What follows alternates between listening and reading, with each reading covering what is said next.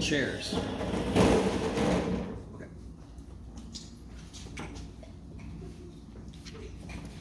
So look at that first problem. Does anyone remember what I said? Can you guys tell? There's no way in hell you just know the function that's the derivative of. You agree with me? If it was the integral of sine x, I don't need any help. What's the integral of sine x? So close. Negative cosine x. Plus. Do you understand what I'm saying? So there's a kind of integral problem I don't need to use u sub 4 because it's just an automatic derivative. So I know what function it came from. This is not related to any direct rule. This would involve chain rule because there's a function on the inside. So 90 whatever percent of the time, what you're going to let u equal is the function that's inside. 100% of the time, you're going to let u equal the function whose derivative is in there.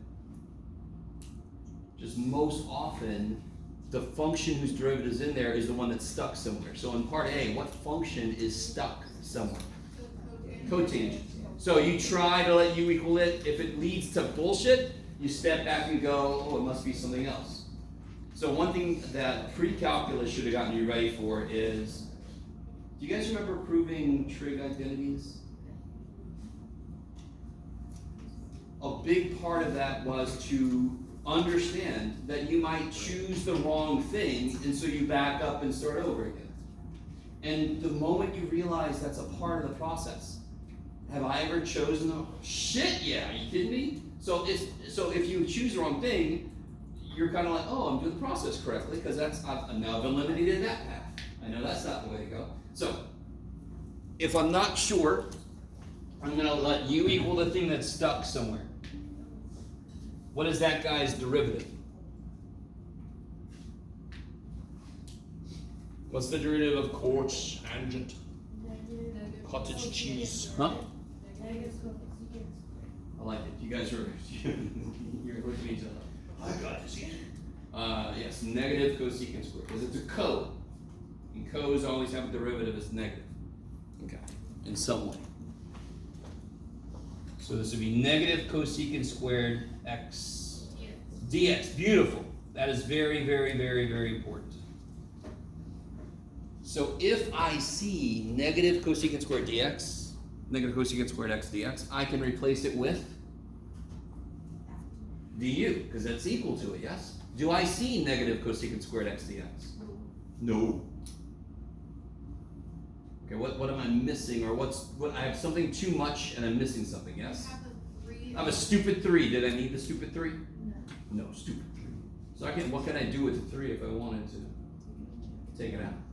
Not erase it, but bring it outside, yeah? I heard somebody say 1/3, but no, I'm just going to take the 3 out.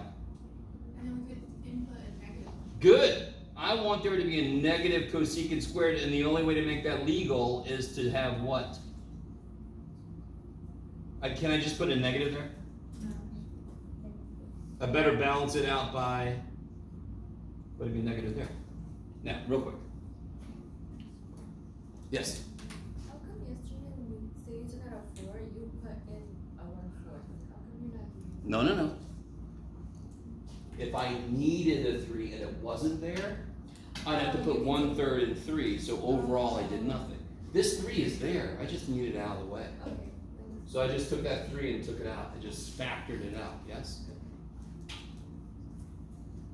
So I can't stress to you enough. And of course, some tutors are going to reinforce this because they were taught this way. I don't know if you guys really understand at the moment. If you solve for dx here, you will make mistakes. And it's just so silly. So often in mathematics, I want to build something that I need. So this is reinforcing a skill. If I see this, I could put a du there. I don't. Okay, what am I missing? Okay, let me build it. Now do I see this? If you're all like, I don't know what you see, Jeff. You can't see shit. Oh, yeah, that's right.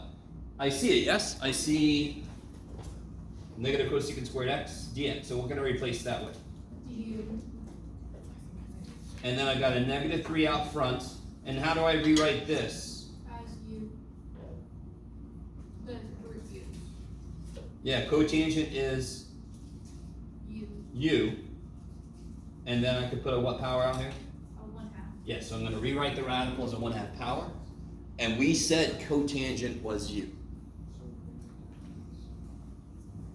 Let me see if you guys, let me really try to reinforce what I said the other day. You guys ready? What I just wrote is exactly the same thing that I was given. If you guys don't believe me, I understand. This says the square root of a function times its derivative times negative 3. If that's what it says. Guys, square root of a function times its derivative times negative 3. That's what that says. I just wrote that more explicitly. Isn't the outside related to the derivative of the inside? So the outside is the derivative of the inside, yes? And of course the constants just have to be adjusted a bit to make it truly fit. So all I did was take this problem and write it in a much nicer way to look at. Let me show you, well, let's finish this, and then I'll show you kind of like something you could have done in algebra, potentially. What's the integral of u to the 1/2? Here's how I always do this. I always do this way. What does a power become? 1 plus 2 is 3 over 2, and then in front I'm going to put the 2/3. reciprocal. Now, let's do a few things. Why is that a bad place to stop? 2 reasons.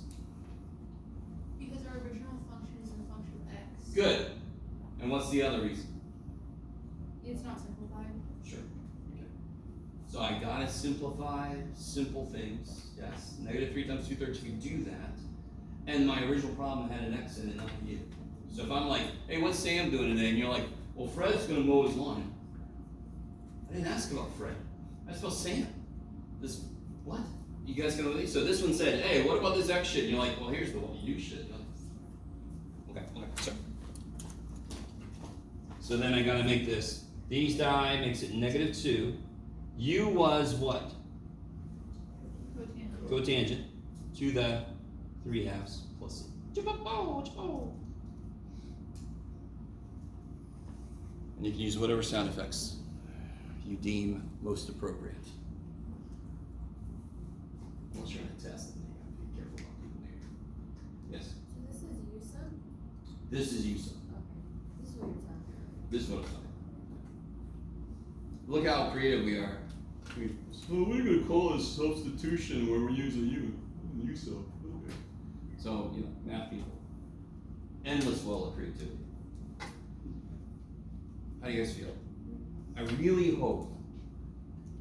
Alright, let me show you this. This is, you start off with,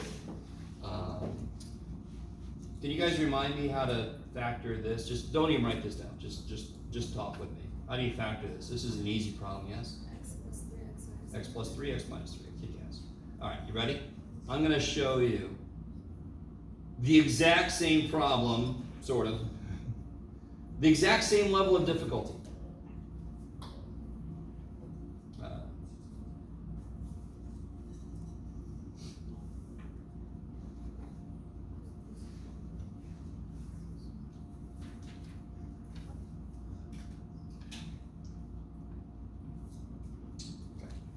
That is the exactly the same level of difficulty. It just has more writing. How many terms are there? 2. 2. And are they both squared? And am I taking a difference of them? So it's a difference of squares. So here's, watch this. I don't know. You guys tell me if you've ever seen a teacher tell you, what is this? Can anyone tell me what this is? What's the value of this? I really want somebody right now to say, I don't know. I'm like, exactly.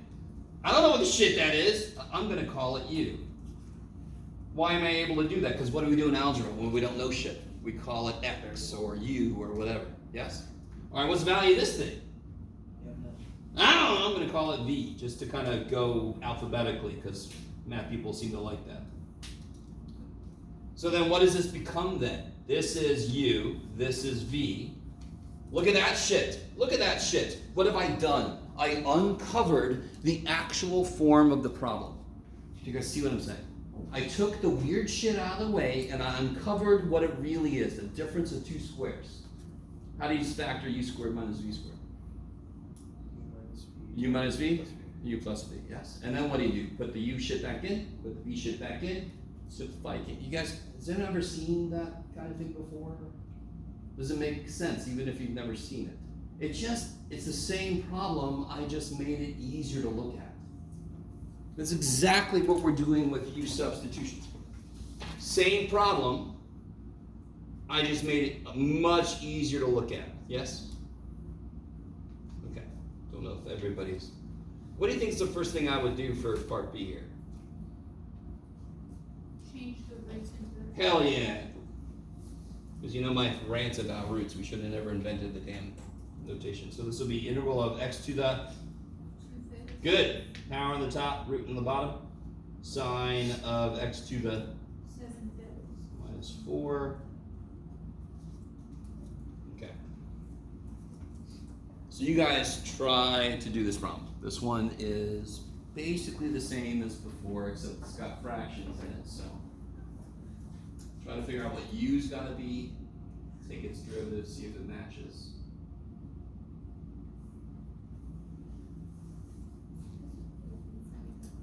Yes. Well, what is that inside of? Son? No, that's the inside function. Yes. And I know I'm not gonna let u equal sine, because do I have a cosine in there? So I would never let u equal a function whose derivative is not in there. That's the whole idea, yeah. I think I did this incorrectly. No, it's good. So you replace potential x with u, and then 1 over x dx is du. Yeah. This Yeah. is the derivative of ln x. Well, try it. Go ahead. Check it. Take its derivative. When the 2 come down, kill it 1/2 to the Yeah. first power times the derivative inside, which is 1 over x. So you have 2 ln x. Yeah. So it's I was trying to do ln x are 1. Huh? I was trying to do the derivative of x instead of ln x. Oh, which is why that would do it. I think it's kind of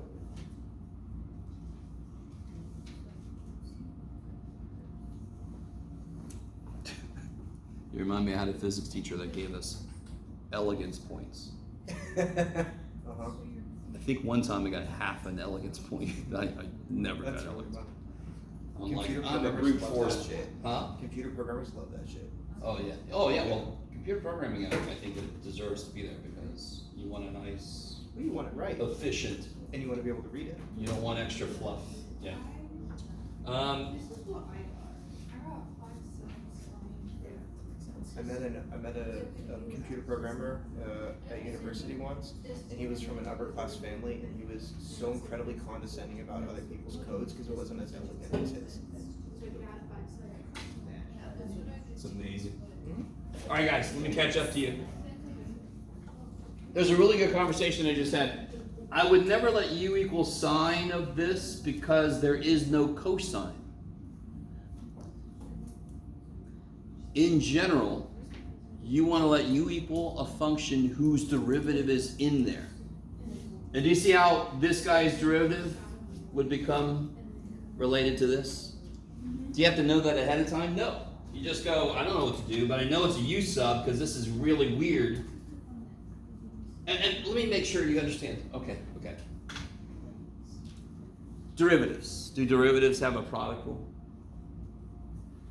Do derivatives have a product rule? Yes. Do they have a quotient rule? They have a chain rule. Integrals don't have any of that shit.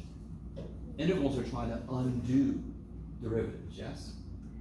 The most common mistake I see is somebody tries to do sort of an integral product rule. See how it's a product of two functions? You guys see that? It's this function times the sine function, yes? There is no product rule in iteration. there's an answer to product rule. There's an answer to chain rule. U sub is an answer to chain. Okay. So I'm gonna let U equal what? X to the 7 Yes. minus 1. X to the 7/5 minus 4. So what's du? 7/5 x to the 2/5 dx. All right, cool. So what am I missing in order to find that in my integral? You're missing the 7/5. So already see that, right? If there was a 7/5 right there, if Jackass Jeff would have just put a 7/5 there, my life would have been good. Or better. I didn't, haha. So I need to put a 7/5 there. I am not allowed to just come in and put it in there like I am math god. Ugh. So I have to balance it out at the same time, yes? So this is almost too nice to believe. If I do just put a 7/5 here, I'm not allowed to do that. What do I do at the same time? You have to add 5/7. 5/7. So overall, I just multiplied by 1. So the math problem is kind of laughing at me. All right, human, you just did shit. You didn't do anything. I'm like, I did everything. I just reorganized this shit so I can do it. Because now, what do I put in place of this? du. Look at you knowing where I'm going. Du. And then this would become Sine u. sine u. Sorry, it's way down there. What's the integral of sine u?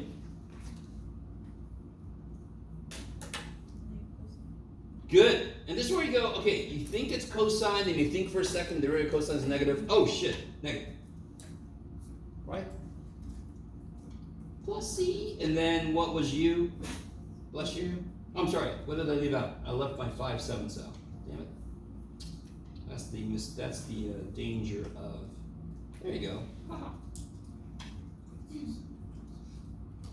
Just make sure you guys are with me. I had to come all the way down here and now forgot my little 5/7. He's still out there, yes? So what was you again? X to the 7/5 minus 4. In stereo, kick ass. And of course, if you have time, how do you check your work? You just take the derivative of this and make sure it actually comes out to be what it was originally in the integral. Okay. How you guys doing?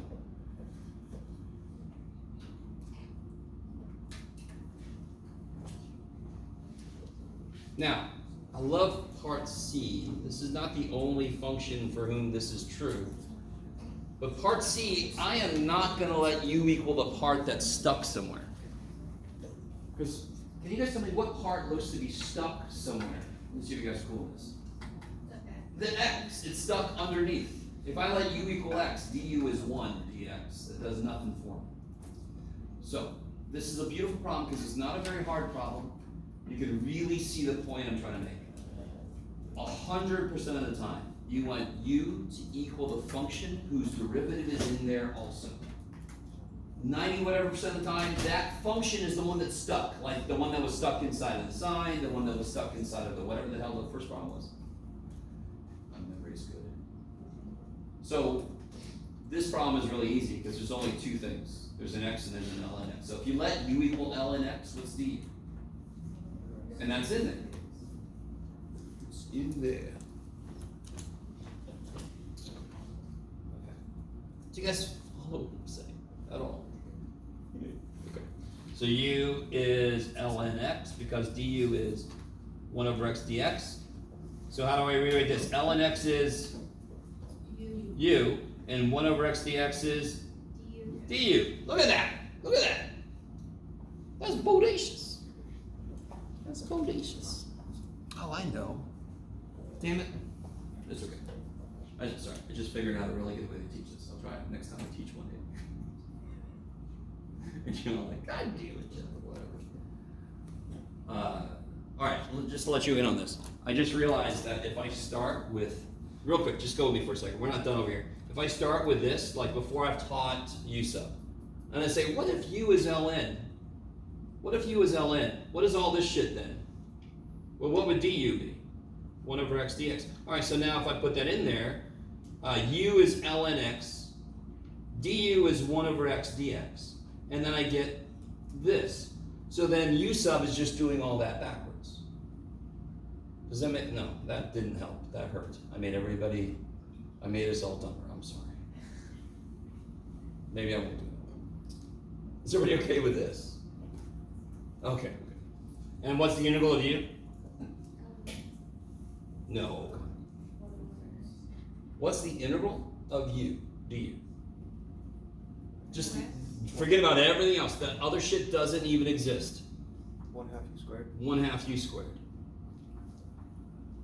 Plus C. C. Okay. So 1/2 u squared plus c. Do you understand? When you rewrite stuff in terms of u, I've even told students in the past to put a piece of paper over this. None of that shit has anything to do with this directly. This is its own integral. Yes?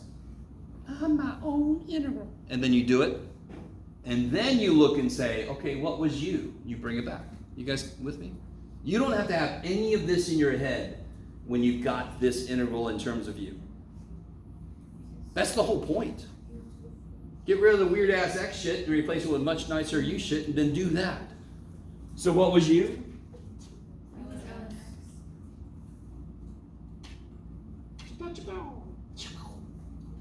And if you don't believe it, you do the derivative and you see very quickly, yes, it works.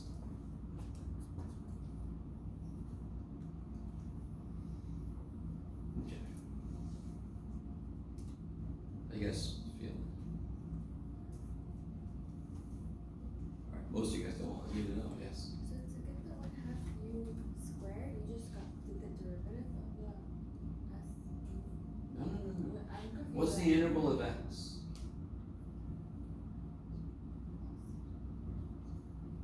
So x currently has a first power, yes? So when you integrate, that becomes the second power, and you divide by the power. So it's 1/2 x squared. So the integral of u is 1/2 u squared. The integral of w would be 1/2 w squared. Oh, okay. I just did that integral. That's all we did. And it's a much nicer looking integral than what we had before. So this step right here was kind of like its own problem. And then you go, oh yeah, there was a whole thing up here. U is this. Done. Siri does not know. Okay.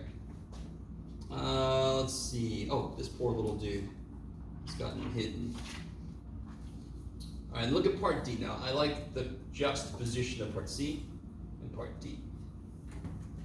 For 2 reasons. One is it's a definite integral. So in general, if I gave you that problem, the real first thing you should try to do is to factor it and see if anything cancels. Yes? Before you try to do calculus or something, see if it simplifies. And you'll see very quickly, ain't shit happening. So the immediate next thing you should think, the only other thing we could try is u substitution. And what is the only function? There's a top function, bottom. What's the only function in there who has a possibility that its derivative is related to something in there? Yeah, the squared one, because if I take its derivative, it'll be something x, and that's what the top is something x, yes? You guys follow? If I see a squared piece and a not squared piece, I'm going to let u equal the squared thing, because its derivative could very well match up. So go ahead, let u equal x squared plus 6x, and keep going. Get as far as you can. Well, yeah, do that. No, man, because this is our first definite integral today.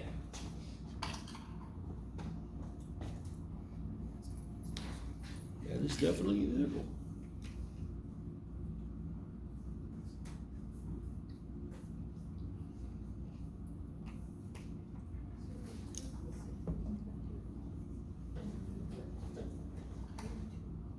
So we're letting u equal what now? Good, plus 6x, yes? And then what's du? 2x plus 6 dx. Now, some of you guys see this, but real quick, that's not what I have on the top, is it? It's almost what I have on the top, because it's off by what? Factor 2. Now, real quick, just in general, if we had just done this, and I had a 5 here, U sub does not work for this because it doesn't match. You can't make it match this. Do you guys understand what I'm saying? Do you see that? And then in Calc 2, you would learn something called partial fractions that you would use to do this. Okay, so don't worry about that. Why will this one work? Because I can make the top look like this. All I have to do is multiply it by. Now I can't magically do that. I can't go, I see your problem, Jeff, but I'm gonna change it to a better one. You can't do that shit, but you can balance it, right? You wanna put what in here? So at the same time we just put a 1/2. Okay. How do you guys feel about that idea right there? Just the idea of you can see what you're missing. Numbers, you can do this with constants. You can't do this with variables. If I'm missing a number, or if I have too much of a number, I can take it out, or I can put it in. But whatever I do, I gotta balance. Yes. Do it again. I am. I just didn't bring the bottom in. So, do you guys remember yesterday I said what I'm really doing is, you see how many of these papers I can print? If I multiply by 2 over 2, what did I just do? I did nothing, yes? Go, Jeff. So I bring this in and I don't bring that to it. Because I don't want to change the bottom, do I? I only want to change the top, correct? No? What's going on? Okay, here, 8. See them? See the 8? If I multiply by 3 over 3, shouldn't it still be 8? What if I bring the top 3 in, but I don't bring the bottom 3 in? What do I get? 3 times 8 is 24. Is that still 8? Yes. So, again, do I want to change the bottom? No, because that's what I'm going to let U equal. Yes? The top is the only thing that's not working correctly. So if I multiply the top by 2, I better divide the bottom by 2. But I don't have to bring that bottom 2 in. Okay. So then what do I get here? Don't write the limits yet. What's the top? du. And what's the bottom? U. Oops, sorry. Now this is the first definite integral we've seen today. What is it I should do now? We need to solve for it in terms of U. So right now we have the 3 with X, but we can switch it to U by inputting it into the I'll So you guys help me out. What's the 1 and the 3 mean? Wait. What's the 1 and the 3 mean on the integral? X range of 1. Good. That's the range of what X is doing, correct? And like Sophia said, that's great, guys. But we have an integral du now. We need to know what the hell u is doing. Yes? What is u doing? So when x is 1, do we have a function that will tell me what u is? Yes. Yeah, we're the ones who made it. So when x is 1, what's u? 7. 7. Does everybody see that? We are the ones that have chosen the relationship between u and x. Yes? We pulled u out of the air and we said, you're going to help me here. U is this, so now if I know what x is, I know what u is. If x is 3, which is what it is at the top, what is u? Do it again. 27, so it would be 9 plus 18, 27. I like it.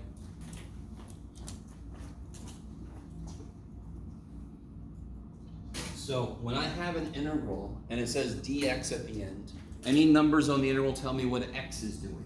If I change that to be an integral du, I have to know what u is doing. Okay, maybe I'll do, yeah, that's not a bad idea. Let me just talk to myself for a second. Yeah, I'll do that. Okay, I like it. All right. I'm going to show you a visual in a moment. Let's finish this up real quick. What is the integral of 1 over u? The ln U. Absolute value. Oh, yeah. I like it. And I want to evaluate that from 7 to 27. I forgot my 1/2 did I? Now, in this case, did I really need the absolute value? No. No, but you want to reinforce it for yourself, that in general, it needs the absolute value. Is everybody with me right there? Is that cool? So do the integral, which means find the antiderivative, and then I'm going to plug the limits in. So this would be 1/2 ln of 27 minus 1/2 ln of 7. Now this is perfectly acceptable to me. This is beautiful. If you wanted to, you can make this ln of the square root of 27 over 2 if you were really feeling trippy. You bring a 1/2 power up, you bring a 1/2 power up. The subtraction is the quotient, blah, blah, blah, blah, blah. Who cares? Huh? I just factored the 1/2 out. So, yeah, sure, you can do that too. I love it. Yes? Yeah. Huh? Let me do this. Let me do two things. I'm going to redo this problem the way that I did it as a student, and I'm going to emphasize that's not the greatest idea. But I want to show you this, okay? Because if it was not definite, what would we have to do here? If those numbers were not here, what would I have to do right here? Put the X stuff back in, yes? Okay. So as a student and as a teacher, when I was a younger teacher, when I was young, I showed my way of doing things, but then that would mess students up later in calculus. So let me show you this once, though. I want to show you this. So from the beginning, what was it? There it is.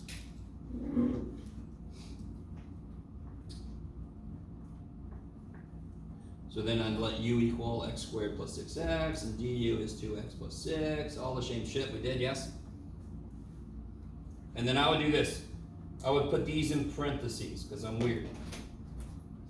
And eventually we get here, yes? I am not saying you should do this. And in fact, if you do this, your future teachers might be like, what the shit are you doing? I did this, and I told my teacher, this is what this means for me, because I'm making this shit my own. And my teacher's like, I don't care. I'm like, good. Sorry. But again, not a good idea. So what this meant to me, what this meant to me was, this is not what that variable's doing. That's why I put them in parentheses, just, this is not what that variable's doing. So then I integrated, and then I brought back, what x was. What was x? What was u? X squared plus 6x. Now I can take them out of parentheses. Okay, so somebody semi with me. So that was more like, this is what we would have to do if it was not definite. So as a student, it made more sense to me just to keep doing the same damn thing. Bring the x back, and then I could use the original limits. So now if I plug this in, what do I get? 3 squared plus 6 times 3 is 27. Is that what we got before? Holy shit. And then 1 squared plus 6x is 7. I'm sorry, 1 squared plus 6 times 1 is 7. Normally not supposed to bring it back, or Yeah, I'm confused. Why would you not do that? Here's the reason. Number one, this is notation that I completely made up, right? It's not generally accepted. And it's still not true, but I know what these symbols mean to me. You with me so far? So part of my job as a teacher is to help you get your mathematics to a point where another mathematician would automatically know what you're doing if you showed them. You with me? And this is not traditional. My teacher didn't really care because they're like, I want you to get the idea. Here's the other thing that's even more important than all that shit. If you're taking any more calculus, you have got to get practice with changing the limits. It must become an automatic, because later there will be problems that is impossible to do if you don't. Yes? If I put the, oh sure, yeah, you can put du over u. Is that what you're saying? Yeah. Totally. Same thing. It just makes it cleaner if I move it to the side. You with me? But what she's saying is, this integral here, you could write it like this. It doesn't really change anything. It just looks a little weirder. Yes? Yes. Where would you get the negative at the end? Like you plug them in. Oh yeah, remember when you plug 3 in? That's f of b minus f of a. Yes, is it 7 or 2? 7. I just can't write 7. I need you to see. Now real quick, can anyone see how dumb this really is? How did we get 27 the first time we did it? Didn't we put 1 in? I mean, not 27. Yeah, 27. We put a 3 in, didn't we? And we got 27. What did I just do to get 27? I put 3 in. So the math says, I don't give a shit when you plug a 3 into x squared plus 6x. You're going to have to do it sometime. So if I change the limits, I do it in the middle of the problem. If I don't, I do it at the end of the problem. Great. Implementation would technically be correct if you just put U on the side. U on the side. So for that 3 in parentheses, you got U on the side that would say function U at 3. Oh, U of 3. Yeah. Okay, sure. And that Yes. would be correct notation. Yes. Yes. And that would just be more writing, so young Jeff wouldn't like that, but that would be more correct. Yes. All right. You guys okay? That might have been a mistake to show you this. Some of you guys, I do like the fact that some of you guys realize there is something nice about this, because you have to remember to replace U with X stuff. So if you do definite intervals and you don't replace it, that might make you forget to do it in other ones. I understand that. But it is more important to get used to changing limits. That is a general thing in calculus you have to be able to do. Okay. Let's do this last one, then we'll take a break. What do you guys, well, look at this last one. Has anyone looked at that yet? Okay, I want you to use U sub. There's another way you could do this problem. Did anyone try this problem yet? What method did you use? I just broke it up into 1 and Oh, you did like division? yeah. Okay. In general, I would love it. On this one, it would say use U sub. Okay. Yes. Or, Oh, I brought up the x minus 5 with the negative exponent. okay. So I did x times x minus 5 with the negative Sure. exponent. And then my u was x minus 5, which gave me 1 dx. And I was like, wait, are we missing an edge? Okay, beautiful. Okay. Do you all agree with me that if I forced you to use U sub, you would try U equals x minus 5? You guys with me? So let's all try it. Just humor Jeff. I have gone insane. I'm mentally aware of it right now that I've currently gone insane. So let's just go down this path together. Yes, I didn't take certain meds this morning. Some of you guys are like, is he? So if I let U equal x minus 5, Sophia is spot on. What's du then? Dx. Yes, du is 1 dx. That doesn't help me though, does it? I got an extra x. Can I take that x out? I don't want it. Can't I just take it out? No, because it's a variable and the interval can't let that happen. Only constants can be factored out. Let me stop for a minute. Okay. And just to really hammer it home, if I take an x out, I'm saying it is one thing. Can anyone tell me what x is? Not one thing. Yes, be specific. Be a little more specific about what it is. Is every number between 6 Good, and 10. it's every value between 6 and 10. I cannot pull that out because it's not one thing. If there was a 5, that's 5. I could pull that shit out. Okay. Now, real quick. All right. We've done so far the basic U sub. Here's the first little thing to realize about the power of that first thing I wrote. U is x minus 5. Yippee. What is x then? Can you solve it for x? Yeah. Yes, x would be u plus 5, yes? So what is the whole point of U sub? And you're all like, I'm still trying to figure that out. But the whole point of U sub is to take all the x shit and replace it with U shit. Yes? That is the whole point. So we've talked about the basics of U sub so far.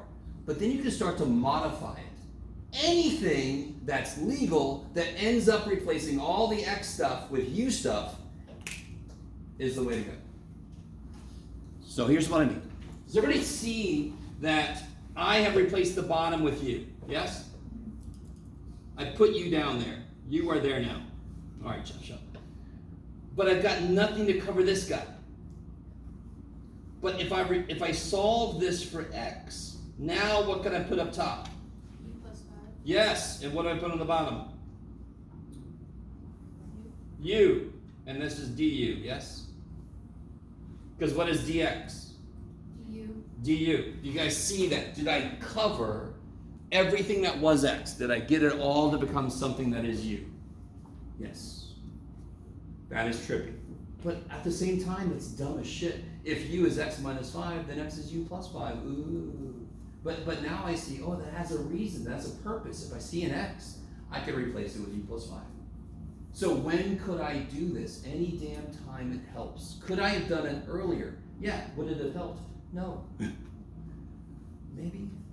But do you see what happened here? If I let u equal x minus 5, the top, I can't do shit with it. And then I go, oh, let me just solve for what x is. Kabam. What else do I still have to do? Change your interval. Yeah, when x is 6, u is 1. 1. When x is 10, u is 5. 5.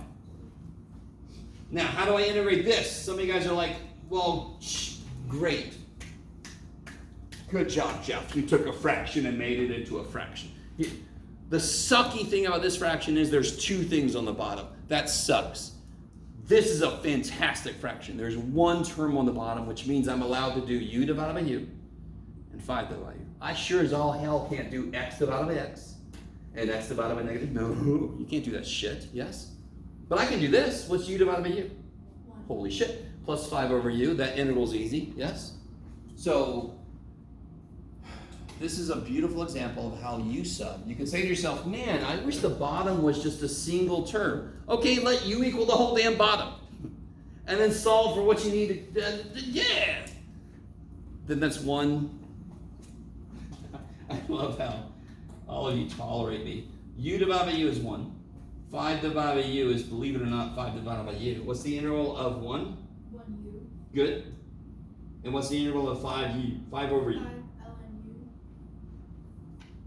And then I want to go from 1 to 5, so we get 5 plus 5 ln 5 minus 1 plus 5 ln 1. And what is ln 1? 0. 0. So then now we get 5 minus 1 is 4 plus 5 ln 5. Sorry. Fooyama. That is one step further than I've noticed some of my colleagues go with this, but I just want to show you the full power. The whole idea of u sub really is anything you could do legally to get all the x shit replaced with u sub. Do it. So the basic u approach works for most things. Sometimes you might have to solve for x when you set up u in the first place, and then that helps you. Okay, maybe. Let's immediately take a free break. Come back. 5, 10, 15, 20, yeah, 15 something. Yes. Hold on, sorry.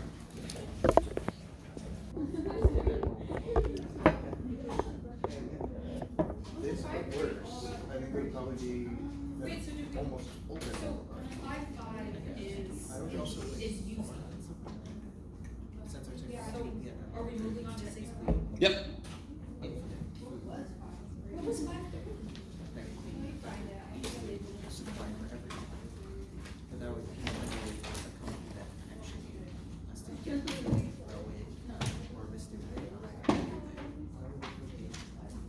Computer technologies, if AI 5.3 is nothing less than like 100 liters the fundamental theorem of calculus. Yes. or my square area. F top 1, F top 2. 4.4 It's 5.4, that's the trip. 5.4 is just indefinite integration for the most part. Okay. Yeah. Okay. All right. The first thing, actually, wait a minute. Oh, let me do this. Okay. I'm going to give you guys the practice test, just to make sure I don't forget. And then I'm gonna give you you guys trying to figure out where they intersect. Yeah, just set them equal to each other. They're gonna meet where they have the same outputs. So you're gonna make one of them equal the other one. So x plus 1 equals x cubed plus 1. And if you solve, you get the x where it happens, and then you plug it back in to get the y.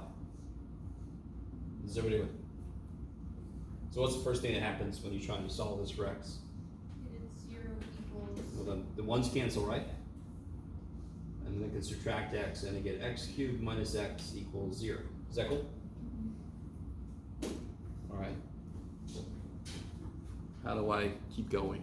I factored out an x. Yes. That's exactly right. So if you factor an x out, then you can keep going after that. So keep going. If you didn't quite get that far, keep going.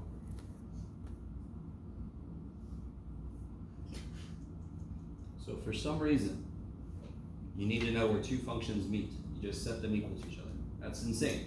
That makes too much sense.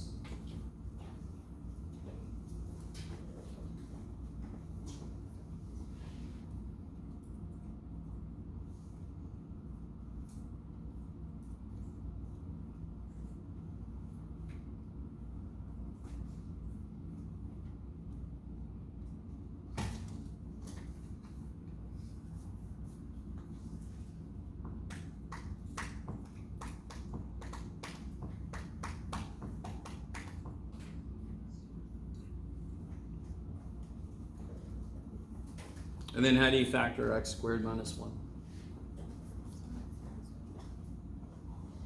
Yeah, 1x, 1x, 1, 1, 1, 1, minus plus, or plus minus. So what are my three locations of intersection? -1, 0. Yeah, 0, 1, -1, I like it. So to get the points, you just take each input and input it. So what do I get for when I plug a 0 in? You get 1. Holy shit. And how do you check yourself? I get a 1 from both, don't I? Which means that's right, because that's where they both agree. If I plug a 1 in, I get, that's insane. And if I plug a -1 in, I get 0. even more insane. Okay. So we have just discovered, if I were to graph these two on the same graph, those are the 3 points where they would meet. They would bump into each other. So here's the great thing about graphing these things. Those are 3 points. I can plot them, and those are 3 points that are on both graphs. So if I plot, let's see, 0, 1, 0, 1, kabam! 1, 2, 1, 2, and then -1, 0, -1, 0, and you can see they line up, which is great because they're supposed to be on a freaking line, but they're also supposed to be on a cube. And that works perfect. So here I have a line. That's pretty good. That's pretty good. And then I got my cubic. Now how do I graph that? Well, I don't need this to be perfect. Even though this is very detailed, I don't know. Sorry. Do you guys know, x cubed is not going to be flat like this, yes? Do you guys know how it's going to curve as it comes? It's an x cube that's been lifted up by 1, correct? So how does it normally go? Doesn't it normally go like this and approach this, and then it goes like that? So doesn't it curve up and then down? Do you guys see what I mean? So I don't have to be perfect here. It just goes, up, through, down, through. Now you could be more precise, but to be really honest, for the kind of problems we're going to get into, all I need is this. This is good. You don't even have to be this precise, to be honest. What really, really matters is which function is on the top and which function is on the bottom. So look at the next thing I'm asking. What's the only x values I'm interested in part C? 0 to 1. So all I care about is 0 to 1, yes? What would this integral represent geometrically? You can do it. What does an interval mean in general? The area. Area between 1 to 0. the function and The x-axis. x-axis. You with me? So what would that interval represent? No. Not what is it mathematically? What does it represent geometrically? The area where? Between the line and the x-axis, yes? So let me put that on here. It would represent this area, yes? Is that cool? You guys with me? I've never been with you, Jen. Okay, I'm sorry. What would this one represent? It's insane. Bottom of the curve. Holy shit. It would represent the area from the curve to the x-axis. So it would represent this area. So what would the subtraction of those two represent? The little area between, the little banana, yes? Look at him, it's a little banana, this little thing right here. You guys kind of with me? Now, let me see if I can, is everybody really with me? Do you guys see how that's kind of silly? I call this a cookie cutter problem. Because if I had a whole thing of dough and I cut out a cookie, I can see how much was there and how much I cut out. So I'm cutting this section out. How did I do it? I had the whole dough, I subtracted this much of the dough, and that's what's left. Okay, maybe. Okay, I like it. Let me see if I can push this a little bit. Normally, if I integrate f of x, do you all agree with me? This is going to be really stupid. Do you all agree with me that 5 is the same thing as 5 minus 0? Oh, shit. So, when you see integral of f of x, it is integral of f of x minus 0. The 0 is telling me the floor is the x-axis, and the f of x is telling me the top dude is the function I'm looking at. You guys with me? Okay. This, I'm just changing where the floor is. I don't want the floor to be here, I want the floor to be here. So then what would that be? The integral of the top function minus the bottom function. Yes? And did I get it correct on my part E, I think it is? What's the top function here? What's the function that's on top? The line, x plus 1. So I do the top function minus the bottom function. Go past Jeff, go. Alright, go ahead and do this interval. And please understand you can simplify before you integrate, yes? All day long. It seems to be a mantra. Mantra. Who knows?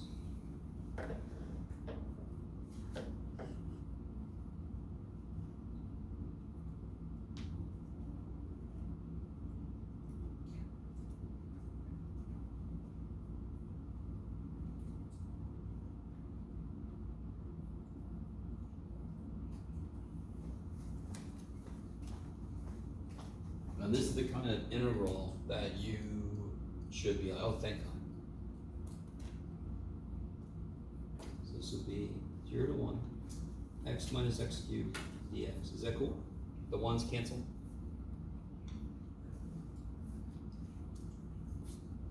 Yes. Say it again. Because I can see it's on top. That's it. Can you see the line is on top and from doing 0 and 1? Can't you see the line is on top? I mean, I'm sorry. I'm sorry. But do you see? Yeah, it's that simple. And to be really honest, let me see if it was. I don't even have to graph it to know who's on top. If I know they meet at 0 and 1, if I just plug 1/2 into each, I can see which one's bigger, and that must be the top function. So I don't even have to graph it to know which is on top in the interval I'm interested in. But if I graph it, that's smart. I can just see the damn lines on top, so he comes first. If I switch them around, my answer is going to be negative, and I'll suddenly have a negative area of banana. Which, I don't know if you want to eat that. I don't even know if you want to hold that thing. I put a hazmat suit on before I approach the negative area of banana. So let's see, what do you guys get? What's the interval of this business? 1/2 x squared minus 1/4 x to the 4th between two fantastic numbers. 0 kicks ass because it's nothing. And if I plug a 1 in, I just got to subtract these two fractions, and sure enough, I get a positive number. So when if I find the integral in general, the answer could be negative. If the problem says find the area between these two functions, that must be positive. That is a physical area now. Yes? Is it 1/4? 1/4, yeah, thank you. I'm not good at numbers. Okay. So these problems, some of them I'm going to ask you to sketch a graph, some of them won't. I always say it's better to sketch a rough graph. So let's do this one together, because what's the immediate weird thing about this problem? We're not solving y. X is a function of y instead of y is a function of x. So when y is a function of x, all my stuff is like this way. When x is a function, x is a function of y, all my stuff is going to be up and down now. Yes? Okay. So let's see what that means. The algebra didn't give a shit. Algebra doesn't care what letters we use. So how do I figure out where they meet? So to me, that's silly. Okay. Unfortunately, nothing cancels. Do you guys see that? If I add a y squared over and then subtract a 6y over, I get that. Is it cool? Where do I go from there? Factor a 2 out. I like it. And then factor. So finish that one out. I'll stand here. Helpfully.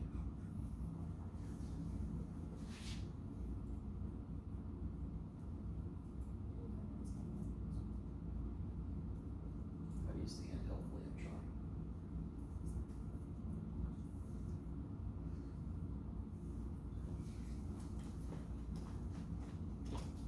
Why am I allowed to just kill the 2? Because what I really did was I divided and the 0 eats it up. Yes? And then how do you factor this thing?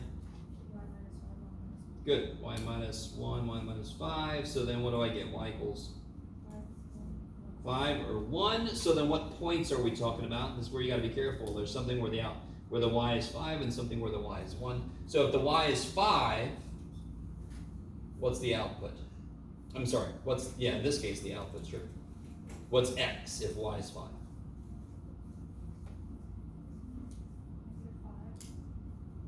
Well, it would be negative 25 plus 30. It would be positive 5. And what if, I'm sorry, oh, you did this. What if y is 1?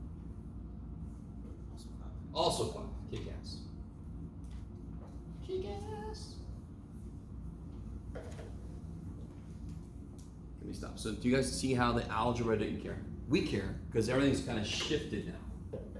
Everything we think of this way is now going to be this way. So parabola normally looks like this, now it's going to look like this. Yes? Which one of those parabolas, I have 2 of them up there, right? Which one opens up? In which case, up, what does up mean? Why is this up for us? When I have y equals x squared, why is this up? Because it's in the direction of increasing outputs, yes? So now my output is x, correct? So what would up be? Yes. Where the x's increase. You with me? Okay, I like it. So let's see. I know these 2 things meet at 5, 5. Look how helpful I am. 5, 5. Is that cool? You guys see that? 5, 5. And 5, 1.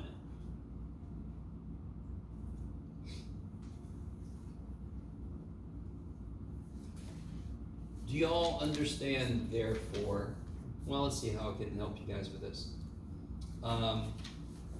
Where would the vertices be? Where would the vertexes be? And if you look at it like this, that might make more sense. So I'm going to have one parabola that's opening up, right, in the direction of bigger x's, and one parabola opening down, yes? Can somebody tell me what y value would lead me to the vertices?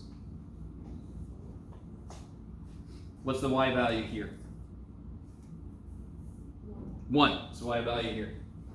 Where should the vertex be? In the middle, which is 3. Let me stop for a minute. because I want to graph this thing. So I want to give, all I need is one more point. Does everybody agree? For both parabolas, if I just get the vertex, if I just got the vertex, I can then go, you know, I get the graph, it'd be fine. So let's see. If I plug in a 3, what do I get for this guy?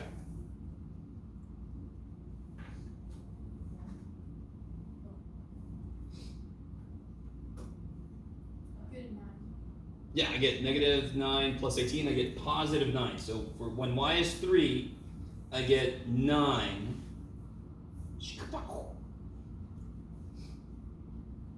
So there's this parabola.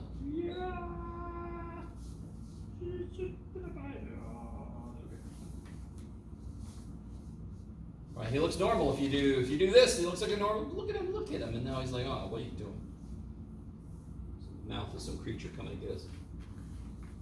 And then if I plug a 3 into this guy, what do I get? This guy here.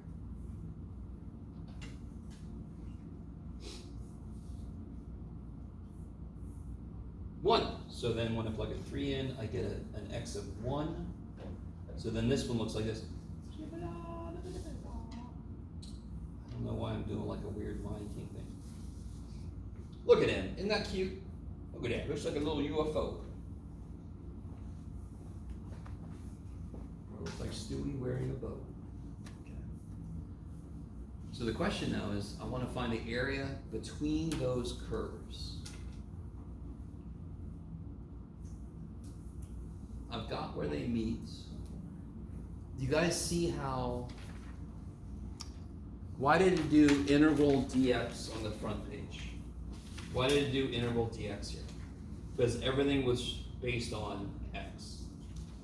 Everything now is based on y. So I want to do integral dy. Okay,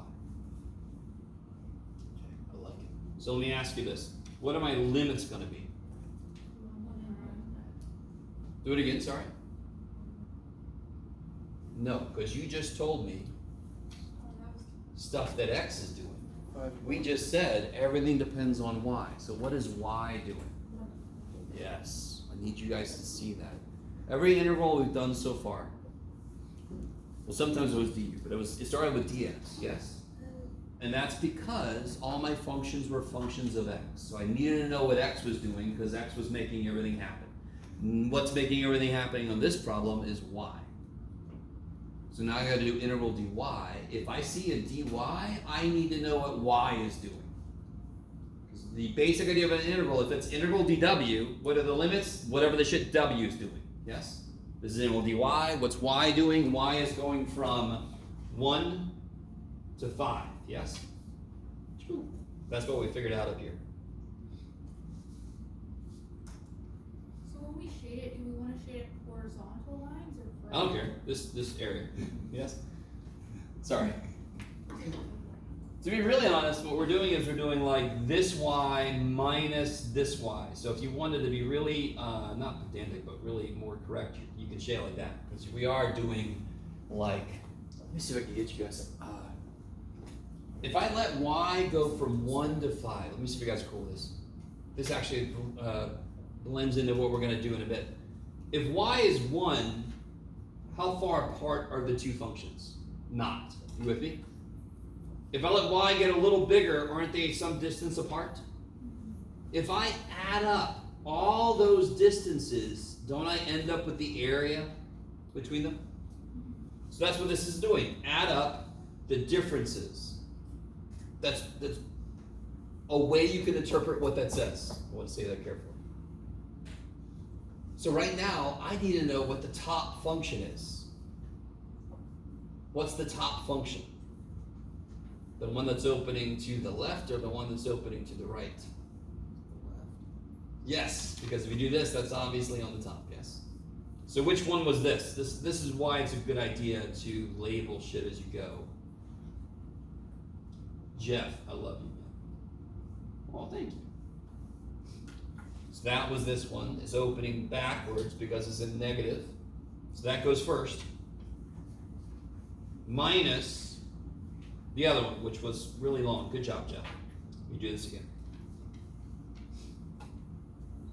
So that's the top. minus the bottom.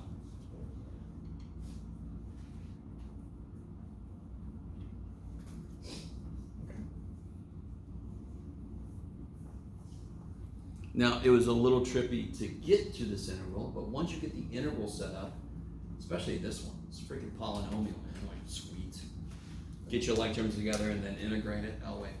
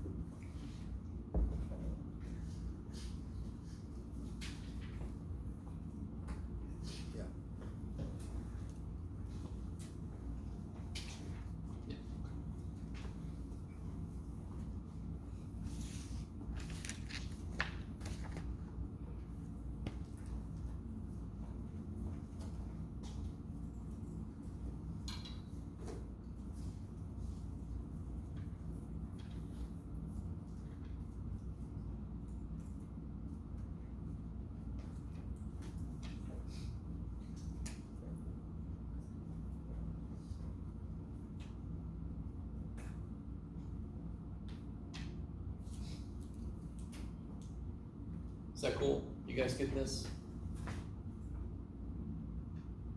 And now it's the most exciting part. Just plug a 5 in. You gotta get some kind of semi-ugly things. Because the poor little 2/3 in that one.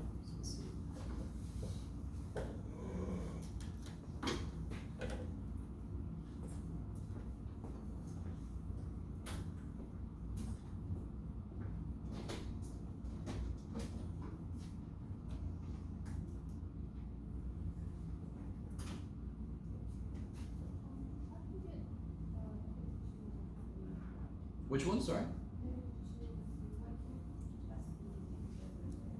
Are you cool with this? Is negative 2y squared here? Is negative y squared minus y squared? Here. Okay, I know. But you have to be cool with this. If you're not cool with this, that's where we start. Okay, so the interval of y squared is y cubed over 3. And then you just, yeah, the negative 2 was there, so.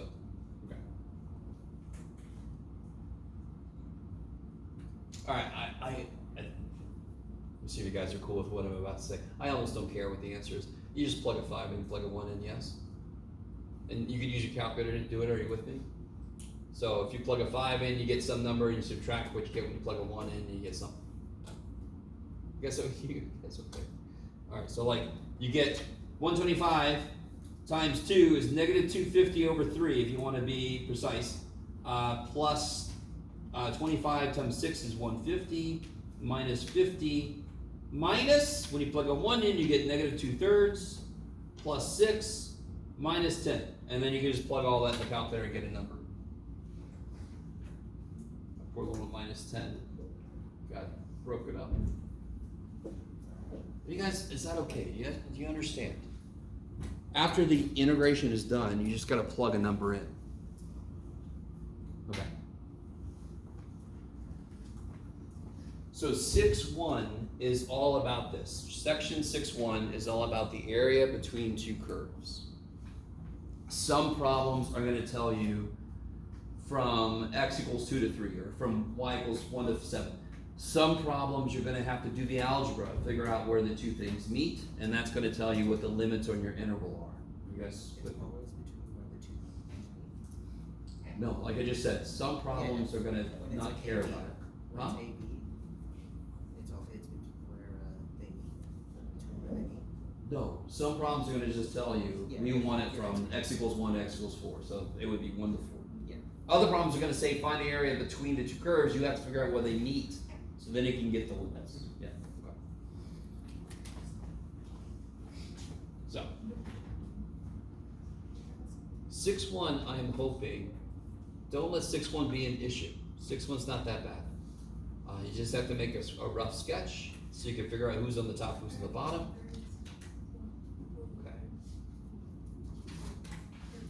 Okay. Now we get into exceptionally nifty territory. Not sure how you feel when I say that. I have my most colorful handout ever that I'm going to give you, which I don't know what that means to you. What we're about to do is we're about to model 3 dimensions. We're not fully stepping into 3-dimensional mathematics. Guys, is everybody okay? Are there any lingering questions? Are we okay? Okay. So we're about to get into the ideas behind section 6.2 and 6.3. They both talk about the same kind of problem, they just do it 2 different ways. And the great thing is, when one way will not work, the other way will, and vice versa. So they kind of fill each other in, which is really nice. So here's the idea. If I have a function, let's just say it's like this. This is a nice little, look at that. Oh, little function's taking a nap. Looks like Snoopy almost. Okay. So we're used to that kind of shit. I could ask you to find the integral if I gave you the function, blah, blah, blah, blah, blah. So what we're gonna do is something brand new. We're gonna model 3 dimensions. There's a lot of things that we machine, that we use in real life, that are symmetric in 360 degrees. Like a vase. Most vases, or vases, are symmetric 3-dimensional. They can have images on them, but if you don't paint it, they're gonna be symmetric 3-dimensional. You guys kind of with me? So it's almost like somebody had an outline of half of it and then rotated it. Yes? Now what really makes me sad is about 12 years ago, a student gave me decoration. I remember when I was young, we had this turkey for Thanksgiving. And what you do is you'd open it and it would have this poof, it would poof out. So she gave me this thing, it was like a half a circle. And then if you opened it, it would become a ball, yes? So if I have something like this and I rotate it 360 degrees, it's gonna make a sphere. Yes? That's what we're gonna do. If I have a function and I rotate that function around the x-axis. Now, I want you to understand, you are not gonna ever have to draw 3D. If you are a good artist, feel free to show off. And I mean that really, I do. Because I'm very jealous. Just show me, do it. If you're not a good artist, you never have to draw 3D. I am going to try to draw some 3D, but you don't have to. Okay. So if I rotate this around the x-axis, then I'm basically going to end up with this kind of thing. Yes? And it's going to have, let me do this for it. You guys kind of with me? It's not that's very bad. This is why I'm so happy I don't have to draw 3D to do these problems. Does everybody kind of get the idea? If I wanted to model something in a computer design program, I could have half of it and then tell it to rotate it. Yes? So now the question is, what is the volume of the shape I just created? Stop for a minute. So everybody kind of with the physical reality behind this problem. Okay. Do you guys see these pathetic little circles I try to draw in? Man, this is really bad. Do you all agree with me that as I move up and down, if I slice anywhere on this, it's got to make a perfect circle? Does everybody understand that? Because wherever I am, if I'm here and I rotate that point around the x-axis, that is the freaking definition of a circle. Because it is a fixed distance from the center, and I rotate around the center. Yes? So let me ask you this. For any circle I see here, for any cross section, what is the radius of that circle? Yes. So, do y'all agree that the radius of this circle is bigger than the radius of this circle? Yes, because the output for this point is bigger than the output for that point. So the radius of any circle is the output at the point where that circle sits.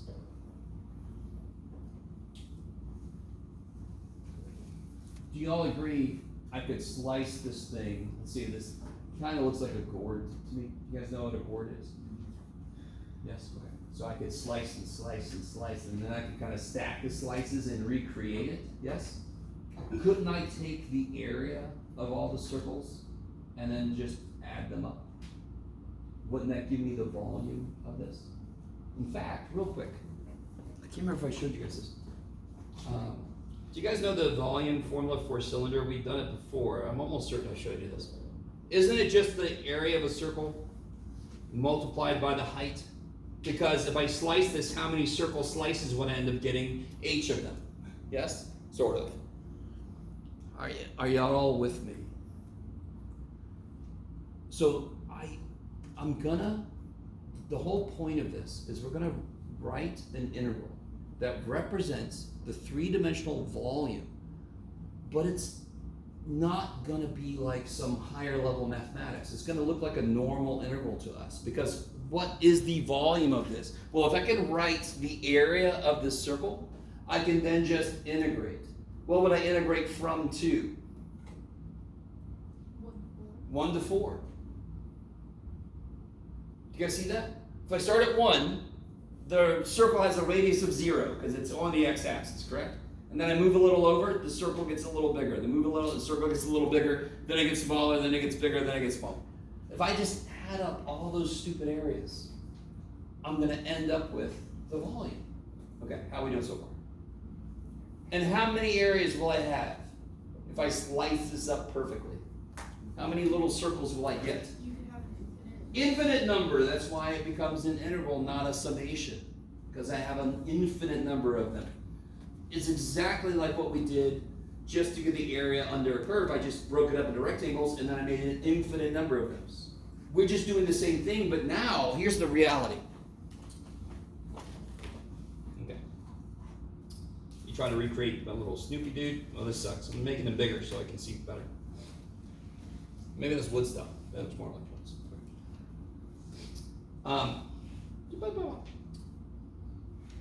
If I draw a rectangle here, and then I rotate that, oh, that's right. I forgot to look that up. And then I rotate that rectangle.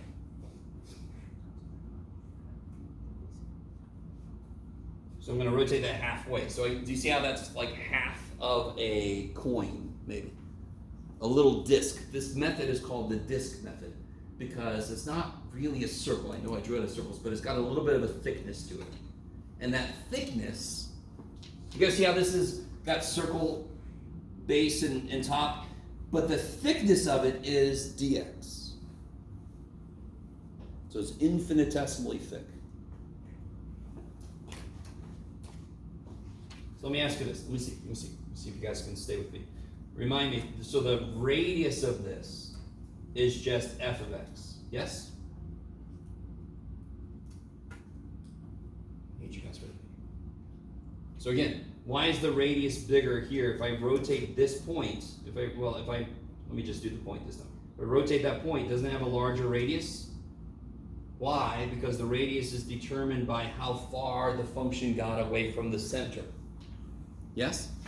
I'm rotating on the x-axis, so that would be exactly equal to the function output. That is the radius of it at that point. Okay, I like it. So what is the area? Let me draw this.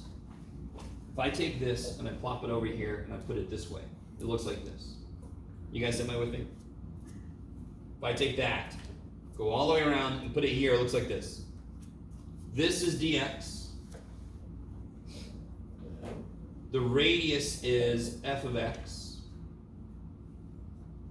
So what is the area of the top here? Pi x squared. Yes, pi radius squared. Yes? Okay, maybe. And then what's the volume? I just have to take that and multiply, just like a cylinder, I just have to multiply by the height. So it would be, the volume would be pi f of x squared times dx.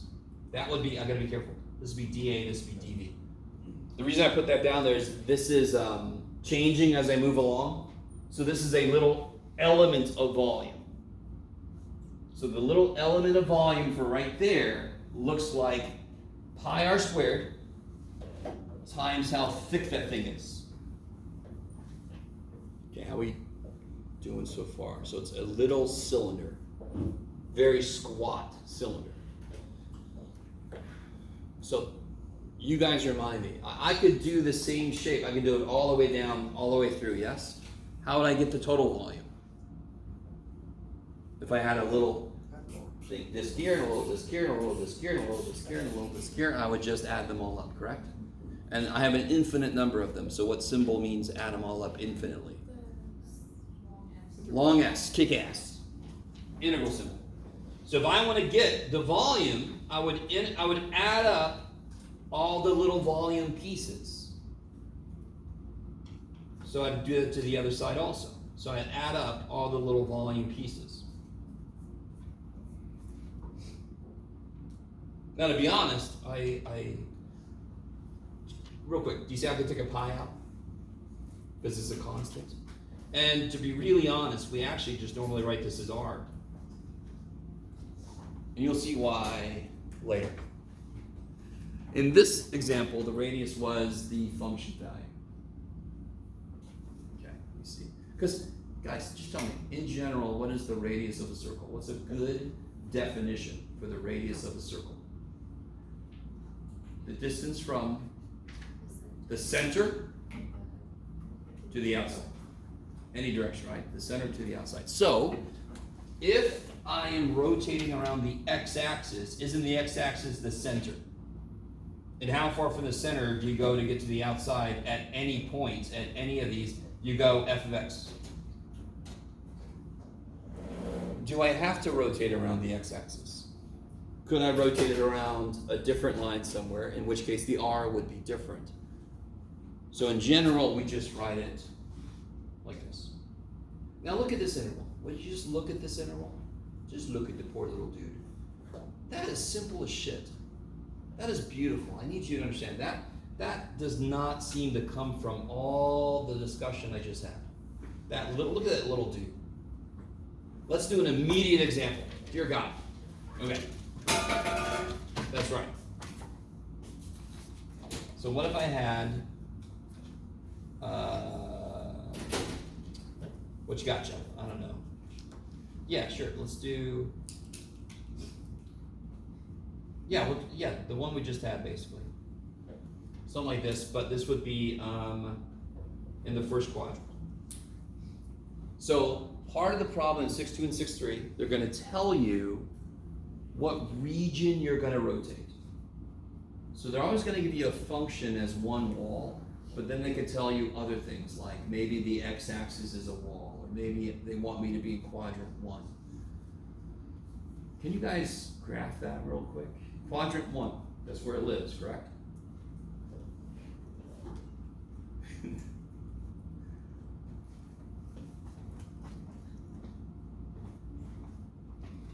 I mean, what's a really smart thing to do with this to graph it?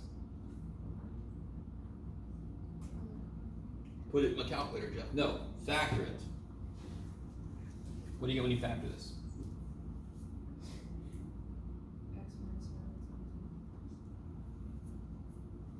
And then what are my x-intercepts?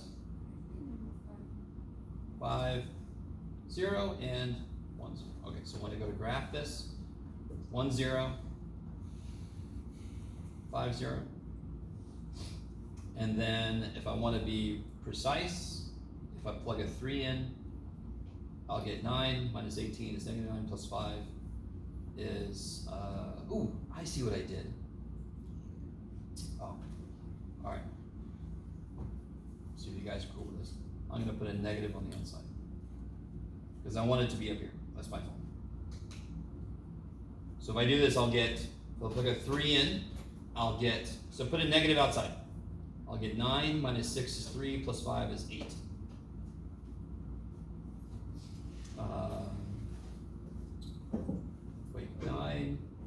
minus 18 is negative 9, plus 5 is negative 4, and then negative that is 4. There we go, Jeff. You got it eventually. I'm making a problem on the fly. This is always this guy. Okay. So it's pretty much what we just had, just less bumpy. And I want to rotate that around the x-axis, and I want to figure out what's the volume of the resultant little football dude I'm going to get. Yes? Okay, stop for a minute. Sorry, I had to change it a little bit on the fly there, but I wanted to do a certain thing, just to make it less crazy. So it's in quadrant 1, so I only have to worry about graphing this in quadrant 1. Can somebody tell me, I'm going to rotate it around the x-axis. Let me put that down here. So go rotate x-axis. So I always put a little rotation symbol for myself to keep me grounded. I'm not going to draw the 3D this time because I suck at it, and you don't need to. Okay. Here's how this works. Can you pick just an arbitrary place between 1 and 5? 3. Maybe not 1, but it doesn't matter. What I mean is, for example, I'm just going to go here. I pick you. Can you draw in the radius at that point? So how do you always draw the radius? You start at the center, and you go out to the edge. Yes? Yeah, I like it. Because our center line is going to change with some problems. Why is my center line here? Because they told me I'm rotating around the x-axis. What if they said to rotate it around the y-axis? Then this would be my center line, and I would draw out from here. How long is that? F of x. Yes! So this is f of x, which is negative x squared, blah, blah, blah, blah, blah. Yes? Okay. So in order to do this problem, let me ask you a question. Well, okay. Trying to plan ahead for the next type of problem we're going to do. Let me just go ahead and say this. Does our region, let me see if you guys are cool with this. Does our region hug the axis of rotation? What is the axis of rotation here? X. The x-axis. Does our region hug it? Meaning, is there ever a gap between our region and the x-axis? No. That's going to become important later. Have you guys ever seen a bundt cake pan? Do you know what that is? It's got the little weird pipe in the middle. Yes? So wouldn't you say if that middle is the axis of symmetry, because isn't it symmetric? Isn't there space between it and where the thing starts? So that would be like a hollow middle part, and that would affect the work I've got to do somehow. This one is beautiful. It hugs the rotation. It becomes a complete football when I rotate it. Okay, maybe. So if I draw in a little representative rectangle, I know that the radius is equal to this. I'm going to go ahead and distribute the negative. Is that cool? Distribute that negative. That's the radius. And then I know the area is pi integral a to b radius squared, in this case dx. And let me ask you, why is this dx? How did we locate our rectangle? Where would you say my rectangle sits roughly right now? Where's my rectangle sit roughly? Yes, and where's that, what axis does that number live on? You just told me. So how do I find my rectangle in this problem? X-axis. That's why this is dx. So if I had the same problem but it was here, and then I found the rectangle, then it would be dy. Do you see that? When I teach this stuff, I try to make it really clear from the beginning. One of the first things you want to do is it dx or is it dy? Because that controls almost everything else you do after that. Okay. So this specific problem's not that bad. Do we know what the radius is? Yeah. Yeah, it's this business here, right? And what do I go from to? 1 to 3. 1 to 5. 1 to 5. Now this is a little bit sucky because we have to square this thing, yes? You guys with me? But, oh well. So let's see. We get pi 1 to 5. I have to square this thing, so if I write it twice, I'll get x to the 4th. Oh, this is gonna suck. It's just too bad for everybody. X to the 4th minus 6x cubed. I'll just do it straight through. Plus 5x squared minus 6x cubed plus 36x squared minus 30x plus 5x squared. Is there equal? I'm taking this through, then I'm taking this through, then I'm taking this through. Plus 5x squared minus 30x plus 25. Woo, that's exciting. Okay, dx. So the bad part about disks, the disk method, is you square the radius. So the worse your function is, the worse that step is going to be. And it doesn't have to be that bad. This is not a bad function, but when I have to square it, it becomes a little unwieldy. Okay. And I'm at the point now where I almost don't care, because now it's just a polynomial. Just get your like terms together. Minus 12x cubed plus 41 plus 46x squared, it looks like, and then minus 60x plus 25. Okay. I want you guys to understand what I'm about to say. I'm not going to finish that. That you guys could do that. Could you integrate that? What's the integral of x to the 4th? Uh-oh. What's the integral of x to the 4th? X 1/5 x. 1/5 x to the 5th. What's the integral of 12x cubed? That one's really nice. 3x to the 4th, yeah. Blah, blah, blah, blah, blah, blah, blah, blah, blah. And then you plug a 5 in, you plug a 1 in, and the last thing you do is multiply by pi. Is everybody with me? Okay, by the way, I'm sorry I keep pointing. That's the monitor I see. So you guys can look wherever you want to. All right. So this step right here is where it's old news. Okay. So let's try one more here, and then I've got, you're not gonna believe it, I've got a handout. Yes. Could we please go back to the other page real quick? The one before this? No, the one we just moved. Yeah, that one. Is it a equals pi that integral, or is it dv? Is it just? Oh, I'm sorry. Why did I put an A there? Yeah, this is dv. Cool. Sorry, this is v. Yeah.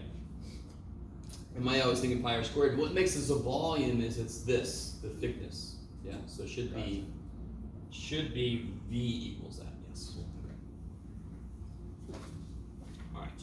Let's try one more, then we'll do some from the handout. What if I had? Okay, let's do this.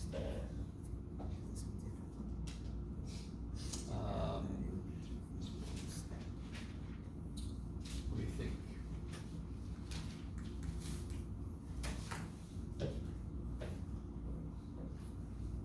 Oh yeah, okay. Let's say 2x plus 4.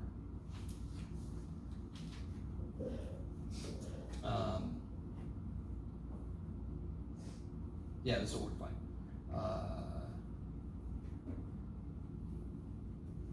Negative x plus, let me think ahead a little bit. 7, yes, okay. And x equals, oh, it should be neat, 1, okay, I like it. So those are my walls for this region, yes? For the last one, do we multiply by pi or difference? The integral pi is. Yeah, you're gonna do this, difference. you're gonna do this, which means antiderivative, plug a 5 in, plug a 1 in, take the difference, And then multiply. that by pi. So, real quick, what does x equals 1 look like?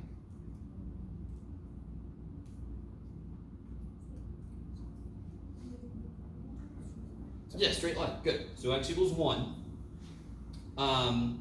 One wall is x equals 1. Another wall is this one, and another wall is this one. So the very first thing I should do is where do these two meet? Just like we did earlier. So where do these two meet?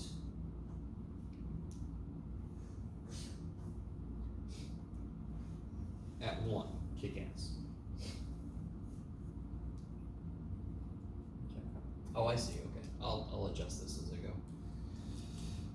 So they meet at 1, so what's the output at 1? 6, good. Oh,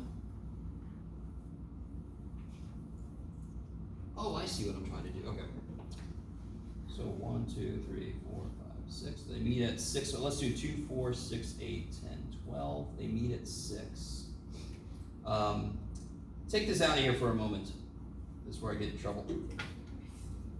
Okay. This line is going up, right? So let's do this. Yeah, okay. So at 0, where is this? 4, okay. So like between 0 and 1, it goes like this. And at 0, this would be at 7, okay.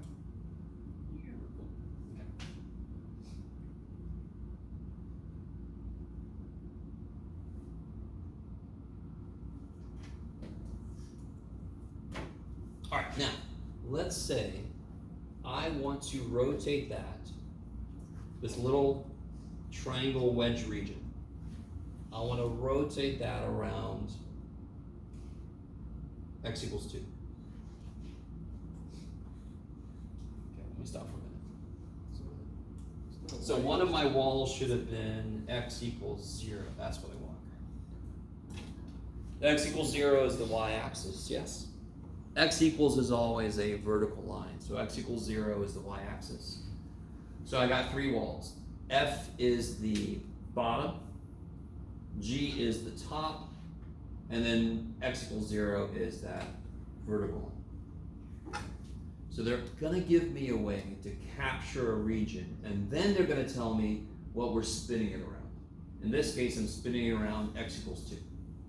Y equals 2. Y equals 2, yeah. I was going back and forth on which way I wanted to go.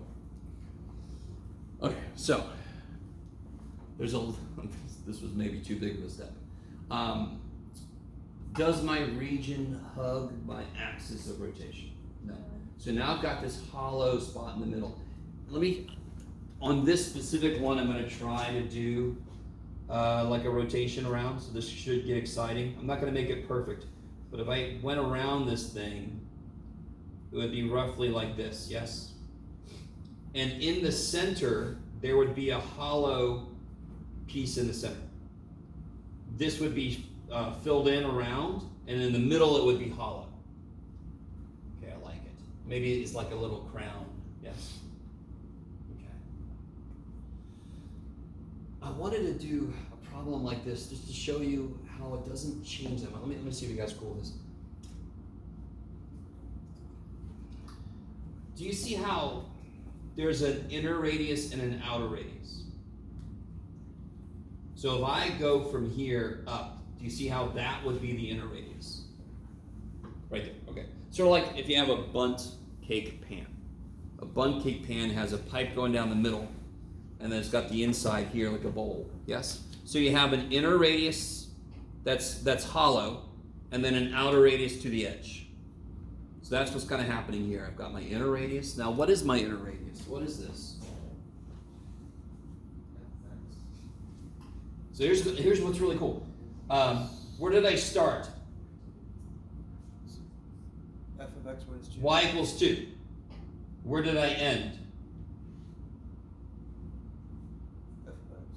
Y equals 2x plus 4. Yes? Okay, let me see. If I drew something going from 2 to 7, how long is it? 5. You did where it ended minus where it started. Yes?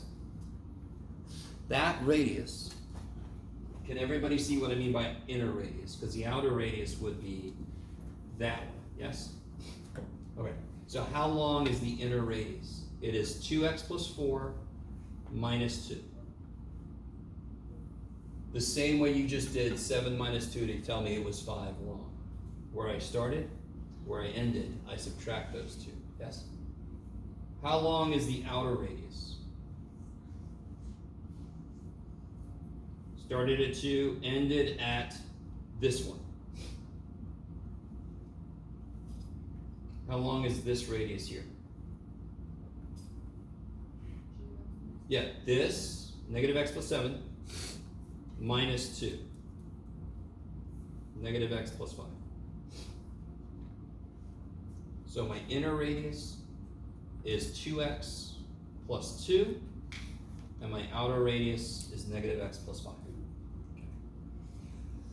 See how guys cool this. Find where the radius is me. No. Here's the beautiful thing. If this would have been like this, and I rotate this, it's flush with the axis. So I would have gotten a full, there would have been no hole in the middle, correct? Okay. That would be doing this. Oops. If I do pi times the outer radius squared, I get what it would be if it was solid all the way through.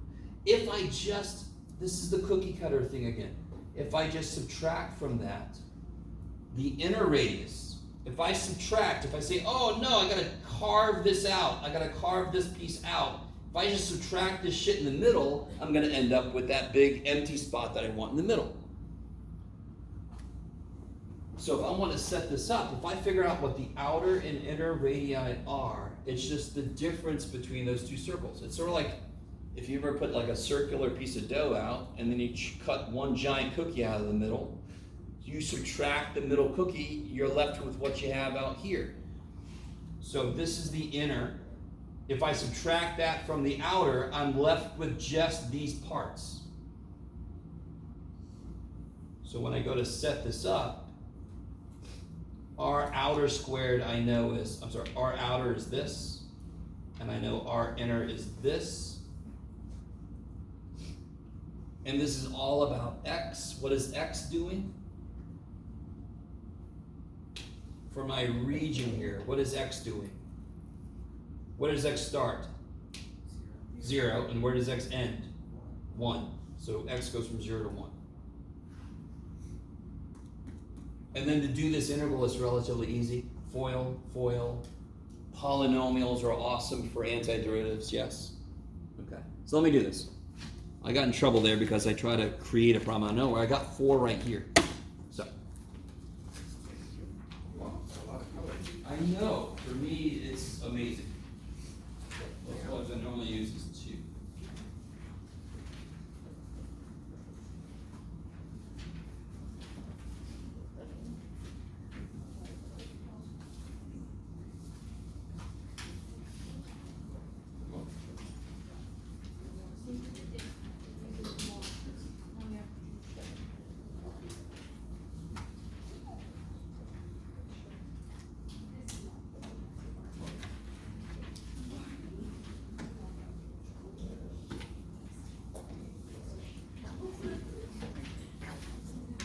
Everybody?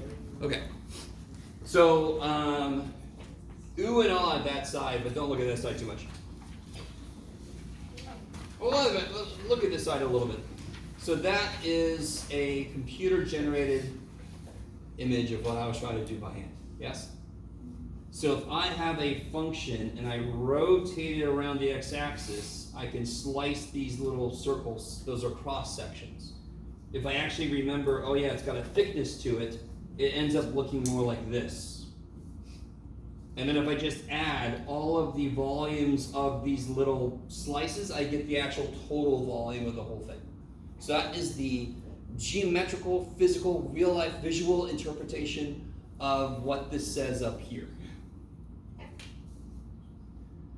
What I really hate is the book makes it sound as if a disk method is different from this. And can you all see why this is called the washer method? You know, washers, yes, okay. This is really dumb. This is not a different method. The reason I put this word here is so I could do this. This is just one big disk minus one small disk. It's not a different method. You with me? The book very often, it did this at least once before, it makes it feel like, oh yeah, this is a brand new idea. When it's really just the same idea twice here. Yes? And again, this is the first we're getting into this, so let it sink in a little bit. Alright, come back here. The work you're gonna have to do, even though this ends up representing a three-dimensional object, you never have to draw 3D, unless you want to. Can you guys take a moment and remind me, what does x equals 4 look like? Straight up and down. What is y equals 0 another name of? Y equals 0 is another name of the x-axis, and of course y equals square root of x, you can graph that. So where does the square root of x intersect x equals 4? That one's almost too nice. 2. So can you draw those 3 walls? One of them is just the x-axis, so you're like, you did that for me, Jeff, you're welcome.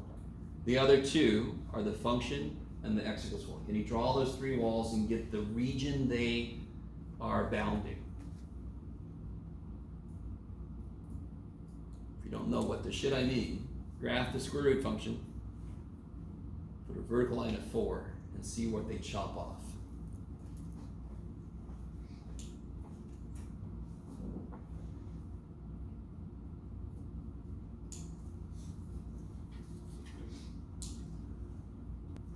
Oh, Jeff, get out of there. Start over again.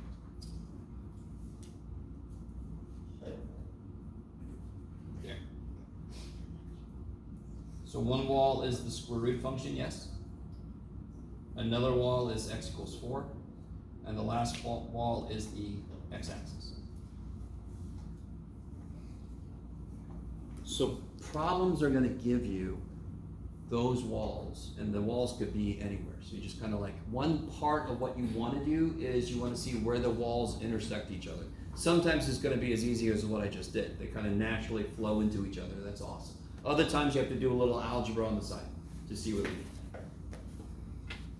How am I rotating that region? Around the x-axis. Does it hug the x-axis? Yes, all around, all through the region, there's no gap. So I don't have to do what they call the washer approach. I don't have to worry about an inner radius, because the inner radius is 0, yes? How far from the center did you get? Well, 0, that's it. See if you can set up the integral for getting the volume of this region.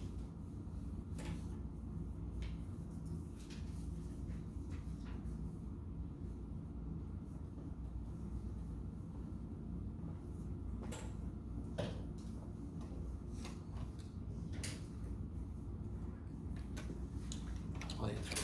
Oh, here.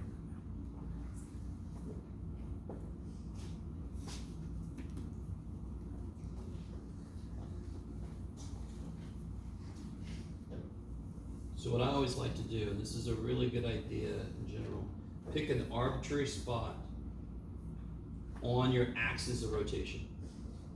Draw out until you hit a wall. That's your radius. Top minus bottom is your radius. Because like you just saw a moment ago, the axis of rotation does not have to be the x-axis, although it could be offset from that. If my axis of rotation was down here, my radius would be 2 plus square root of x, yes? You guys kind of with me? A little bit? Okay. So this one's really, really nice. What is my radius? How far did it go? So this is some arbitrary x. So how far up did I go? Square root of x. So that's my radius. And then I have my general form for figuring out the volume using a disk. How do I know it's dx? Because I'm rotating. Oh, here's the great thing, Jeff. It's a little weird to try to say this right now, but we have disks. There's another method that we're going to learn in a bit. When one is dx, the other one is dy. which is gonna save our ass. Because are you always able to solve for x? Are you always able to solve for y? No. So if I have a function I can't solve and one method wants it to be x, I could use the other method because it's gonna want it to be y. I don't know if you guys are with me. Like for y equals square root of x, could I solve for x easy? X equals y squared, who cares? Yes? But if I had y equals x cubed minus 5x squared plus 4x minus 7, can you solve that for x? No. So if one method wanted me to have a function of y, I'm like, screw you, I can't solve for x, I can't get a function of y, I'm going to use the other method. So that's how they fill each other in. When one works, the other one doesn't, and vice versa. Now, sometimes they both work if I can solve the function. So the first step of these problems is graph your region. The second step is figure out what your radius is going to be. And now you just plug it in. And the great thing about this function, what happens when you plug it in? Yes. And what am I going from to? Yeah, what's x doing? X is going from 0 to 4. So that's almost too nice to believe. Yes? So then I get, what's the integral of x? 1/2 x squared. So then I get, when I plug a 4 in, I get 16 times a half is 8. I get 8 pi. When I plug a 0 in, I get 0. And then you can approximate that. I get like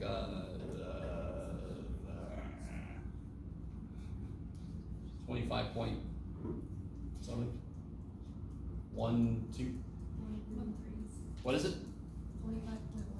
1, 3? Okay, I'll retire. I was too far off. Okay. How do you guys feel about that problem by itself? That's a relatively simple problem, but I want to show what you're always looking for. Your first consideration is, how do I graph the region they're telling me about? So, for example, this one, same region, yes? Do y'all agree? It's exactly the same region, yes? What's the only difference on this one? We're going about y equals -2. Yes, so now I've got, everything's the same. This wall's the same, this wall's the same, this wall's the same, but now my axis of rotation is here.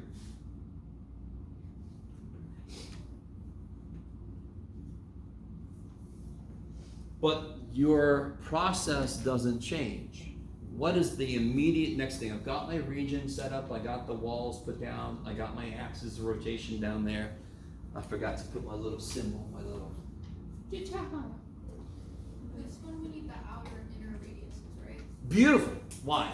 Because this is, it doesn't hug the region. Yes, in fact, this looks very much in my head like a bundt cake pan. And again, if you've never seen a bundt cake pan, maybe Google it at some point. All right. I don't know what your mom made when you were little. Okay. So again, you could draw the 3D. You don't need to. How do I figure out the inner radius? Where do I start? Where do I always start when I'm trying to figure out the radius of something? The top function, Where do I start? At the center, right? In these problems, what will always be the center? The axis I'm rotating around, yes? So put your pencil on the axis of rotation and then draw until you hit a wall. That's my inner radius, which makes sense because it's on the freaking inside of the thing, yes? So real quick, you don't ever have to do this, but just to show you, if I did draw the 3D, it would look roughly like this, yes? So I have this big, this is like half of it, if I drew it all the way around. So it has this big hollow center, yes? Maybe? Is that bad? It's pretty bad, my poor drawing. You never have to draw what I just drew. So the inner radius, what's the inner radius? Inner radius is awesome. Where did I start? -2. Where did I end? 0. So it's 0 minus -2. It's 2. And of course, some of you guys just realized it's 2, Jeff, because that's how far I went. Yes, totally. But sometimes it's difficult to tell how far you went. It's always where you ended minus where you started. That's it. That's how you determine what that radius is you just drew. Some of you guys look like you're in pain. I'm sorry. Is everybody cool with drawing the region? Is everybody cool with just putting a dotted line where the axis is? So if I need to figure out my radius, and my radius is a huge part of doing the disc method. Put my pencil on the axis, draw till I hit a wall. How long is that? 2. Now, how do I find the outer radius? Draw, go past the first wall until you hit another wall. So what's my outer radius? Where did I start? -2. -2. Where did I end? Square root of x. So my outer radius is square root of x plus 2.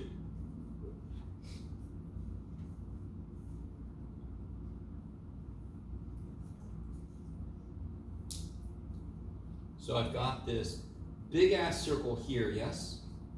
And I want to subtract the smaller circle from it. That would make the middle hollow. That's all we're doing. That's why it's pi r outer squared minus pi r inner squared. I'm just subtracting the middle out from the whole thing.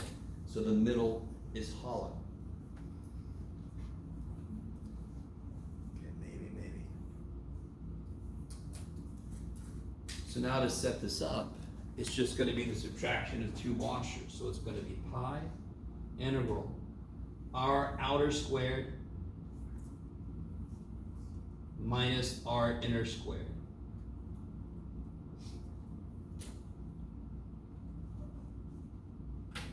And that sucks like the tiniest bit. It's not that big of a deal. It's not as pretty as it was before because my square can't kill the square root.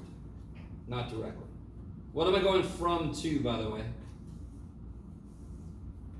4 to 0. Yeah, everything here is controlled by x. Dadgummit.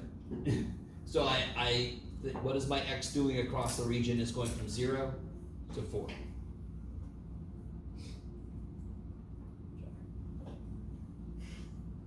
So now it's the part that's just, you FOIL this out.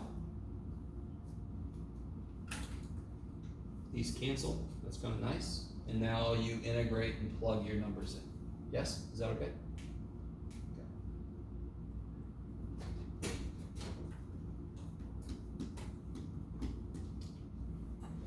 So the process to get your radii, that's always the part that a lot of students have trouble with. But it's so very simple. Now, I gotta be careful when I say that, because you're all like, none of this is simple. But to find your radii, you just start at the axis and you go out till you hit a wall. So, I mean, this, how do you integrate this? Let me rewrite this better. Did 4x equal 1/2. Yeah. So this would be pi x squared over 2. And this would become x to the 3/2. So I gotta multiply by 2/3, so it'll be 8/3 out front. Okay. Oops, the pi should be in front of everybody. And now you just plug a 4 in. This is where I kind of lose interest, because you just plug in the calculator, who cares? Okay. Maybe. So what's going on with this one? What's new on that one? It's about the y. My walls are now both functions. They're not like an axis, they're not like a straight line. What's a really good first step? Draw walls. No, before I draw my wall, I should know where the walls meet. So do it. Take a minute, figure out where the walls meet. Somebody out there is like, in the corner, man. What are you talking about? So algebraically, figure out where those two functions meet.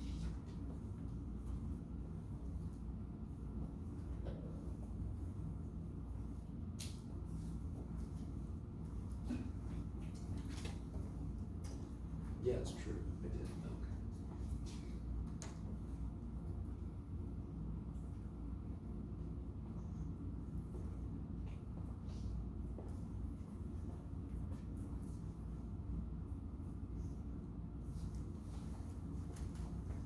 I think this is going to be another banana. So let's see. If I take one function and set it equal to the other one, what's the first thing I should do there? Square both sides. Is that cool? Now I can multiply by 4 if I don't like fractions. What do I do from here?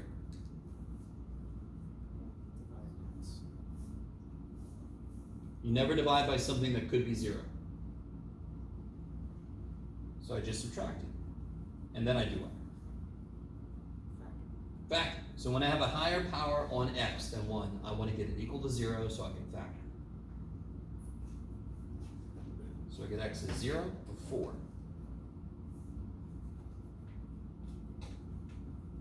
So I know that these two functions meet when x is 0, and I know that they meet when x is 4. And I only care about graphing the part between those two because I don't care what's happening after that. So at 0, what's the value of the two functions? 0, yes? And at 4, what's the value of the two functions? Bless you. Do it again. 2. So y equals 1/2 x connects those in a straight line. Y equals the square root of x connects them in a curved line. So there's my little blue banana. Stop for a minute.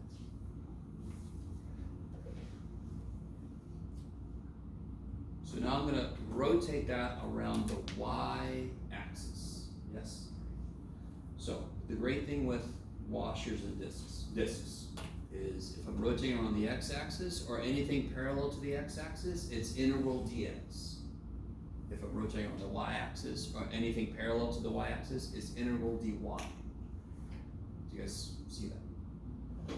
So if I had a situation where I'm like, I can't do it if it's dy, then I wouldn't do it discs. I would do it this other method we're going to talk about tomorrow. Okay. So I'm rotating on the y-axis. So I'm going to put my little, yeah. So what's the immediate next thing I notice?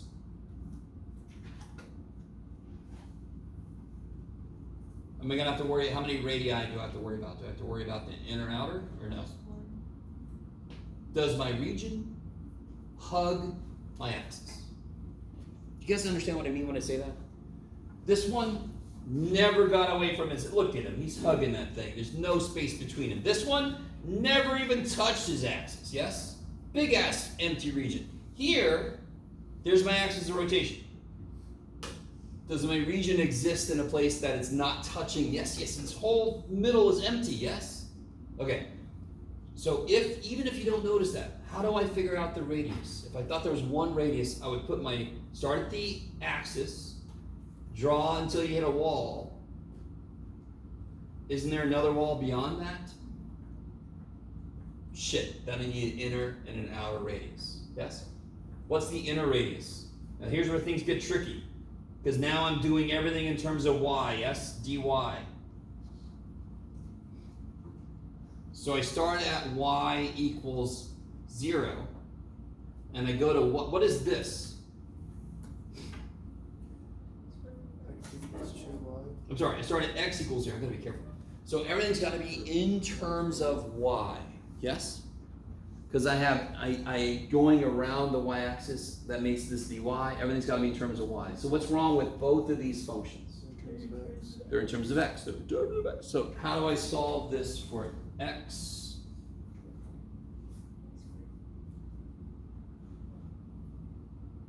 What would x be here? Solve it for x. 2y. Just multiply by 2, yes? How do I solve this for x? Square both sides. Okay. So, let me say this. So this is x equals 0. So to get the radius, it starts at 0, x equals 0, and it goes to x equals y squared. Kick ass. That's why it's a good idea to label what's going on with both of these. So my inner radius is going to be y squared minus 0. Outer radius is gonna be 2y. 2y minus 0.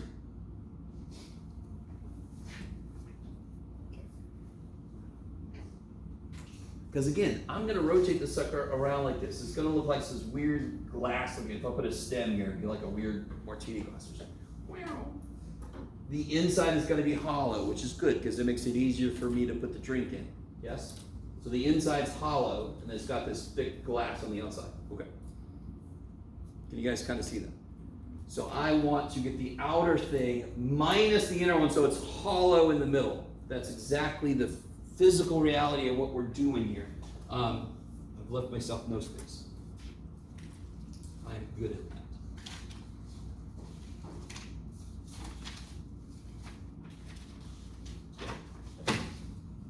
So let's see, I've got pi integral dy is going to be r outer squared minus r inner squared. And what are my limits going to be determined by? By what is doing. What y is doing. And what is y doing across my region? 0 to 2.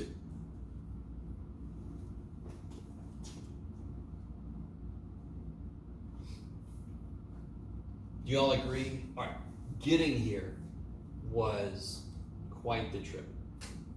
Now that we have this interval, easy as shit, yes? Whenever you have a polynomial, you're like, oh my god, what did I thank you? So you get 4y squared minus y to the 4th. How do you integrate 4y squared? 4/3 y cubed minus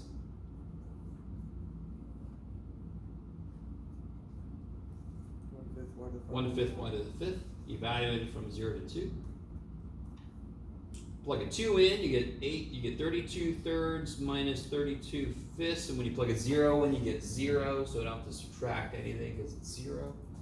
And then whatever the shit that is. Pew! Okay.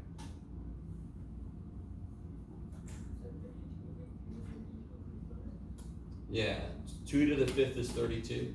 2 cubed is 8 times 4 is 32. Why are they both 32? Just because. Okay. Let's do this last one here, and then we'll call it a day. All right, do the first couple steps.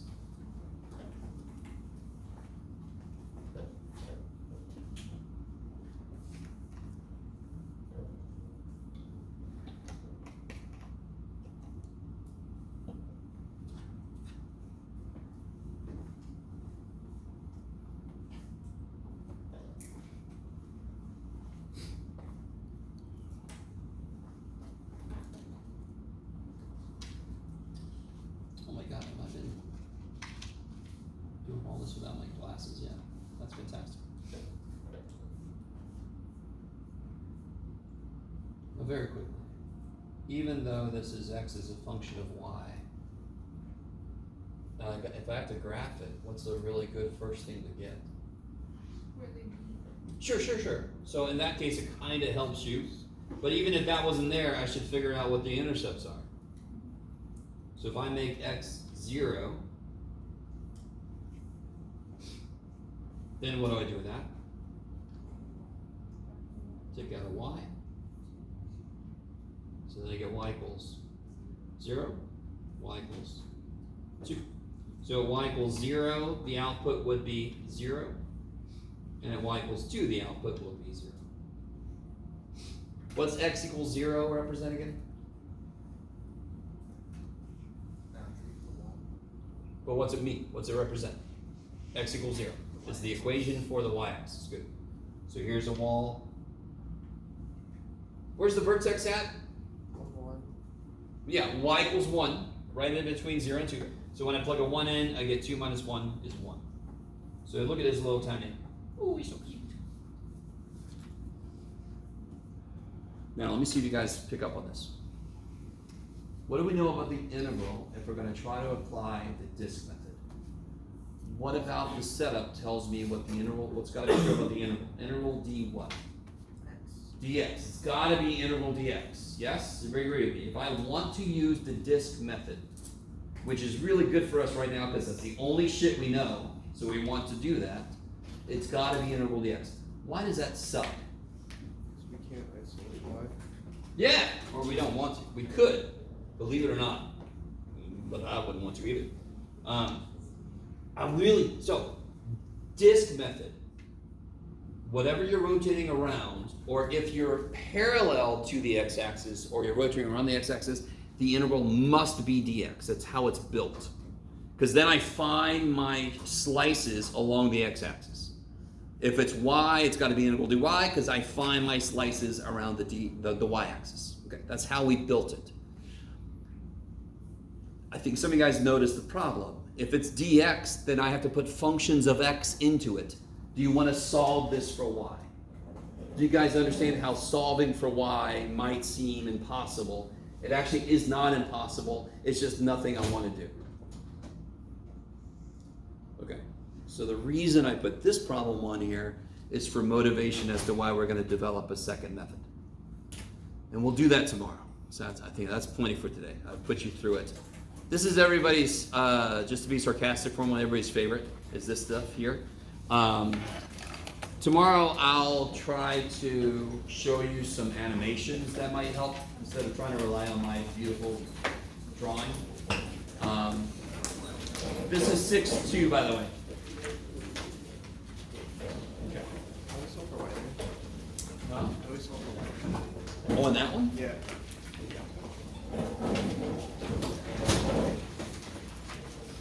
Believe it or not,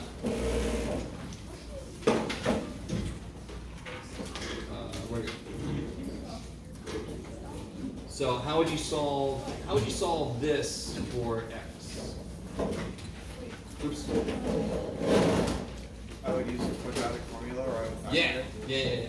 So if I want to solve this for y, why did I do it like that? Let me do this. Y squared plus 2y.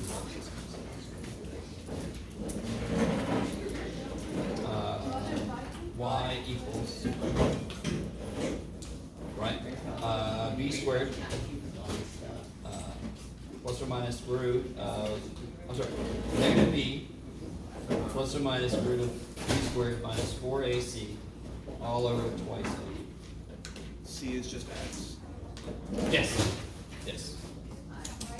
So, and I definitely don't want to integrate using that function we just got. Okay. Thank you. You're welcome. So you said I was missing 3.3 and 3.4. You might have turned them in recently, or was it a while back? I feel like I did them, but I also can't find like any of my work from chapter 2. So I don't even know. If you turn stuff in on the day of the review or the day of the test, I grade it eventually. Yeah. Yeah. And you give it back, but like I don't. No. There's lots of stuff I have not graded. Oh. Yeah, my God. I have a lot of students in this class, and it's just me grading. Okay. So there's a ton of stuff I haven't graded yet. Okay. And I might never grade.